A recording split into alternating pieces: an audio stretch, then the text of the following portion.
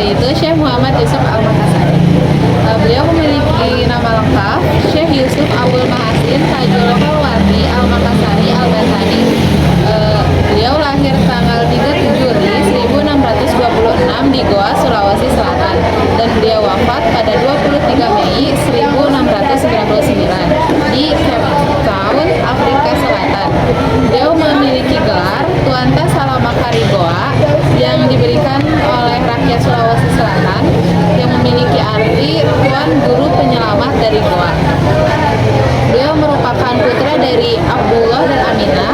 Konon katanya saat Syekh Yusuf ini lahir, terdapat cahaya yang sangat terang menyinari langit di daerah Goa. Nah, penduduk di sana itu beranggapan bahwa hal tersebut itu pertanda bahwa alam itu menyambut seorang ulama besar. Ketika usia Syekh Yusuf 40 hari, orang tuanya itu bercerai. Setelah itu Aminah, yaitu ibunya Syekh Yusuf, dilamar oleh Raja Goa dan setelah menikah itu tinggal di istana. Nah, di istana tersebut Syekh Yusuf ini mendapatkan pendidikan Islam dan mampu menghafal seluruh isi Al-Quran. Yang membimbing Syekh Yusuf saat kecil itu ialah seorang guru bernama Daengri Tasamang. Selain belajar Al-Quran, Syekh Yusuf juga mempelajari ilmu Nahwu Shoroh, mantik, dan juga beberapa kitab kepada Syekh Ba'awi bin Abdullah Alamah Tahir bin Bontoala. Dalam waktu yang cukup singkat, Syekh Yusuf ini dapat menguasai kitab-kitab tauhid dan fikih.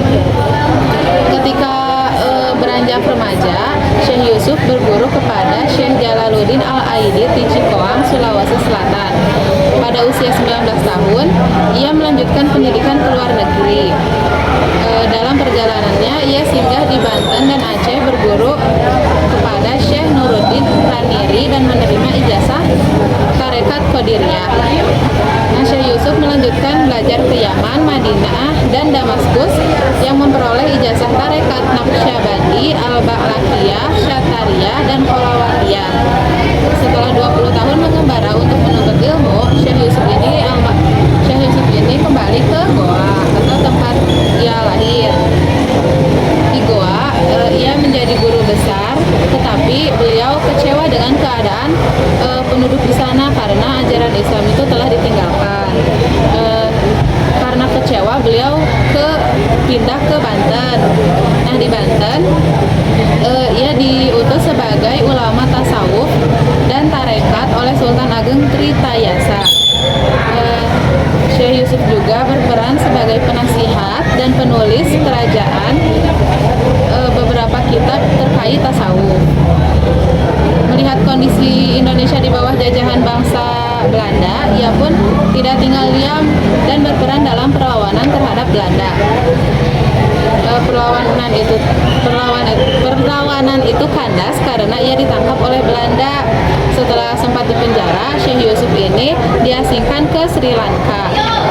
Dengan demikian, ia tetap berjuang menyebarkan Islam dan berhasil menulis kitab berjudul Kafiyat Al-Tasawuf.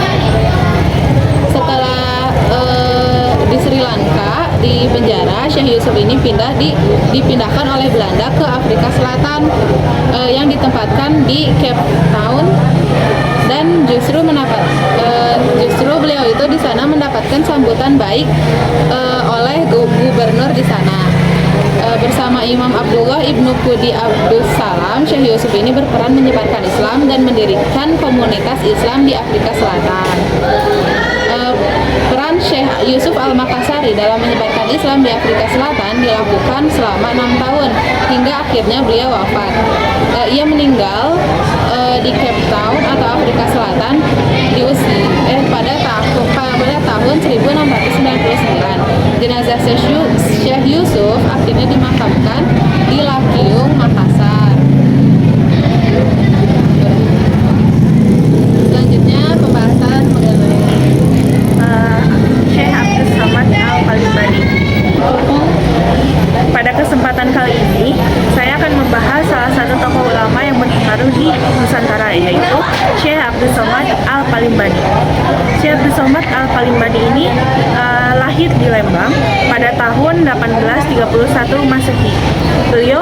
Beliau merupakan keturunan Arab yang telah lama tinggal atau menetap di Palembang dan dikenal sebagai keluarga yang alim dan berilmu. Syekh Abdul Somad Al-Palimbani memulai pendidikan agamanya di Palembang.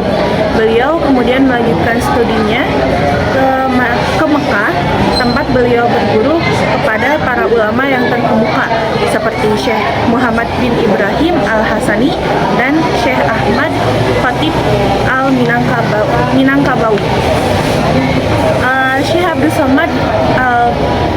Somad Al-Palimbani ini dikenal sebagai ulama yang produktif. Beliau menulis banyak kitab tentang berbagai disiplin ilmu Islam seperti tafsir, hadis, fikih, dan tasawuf.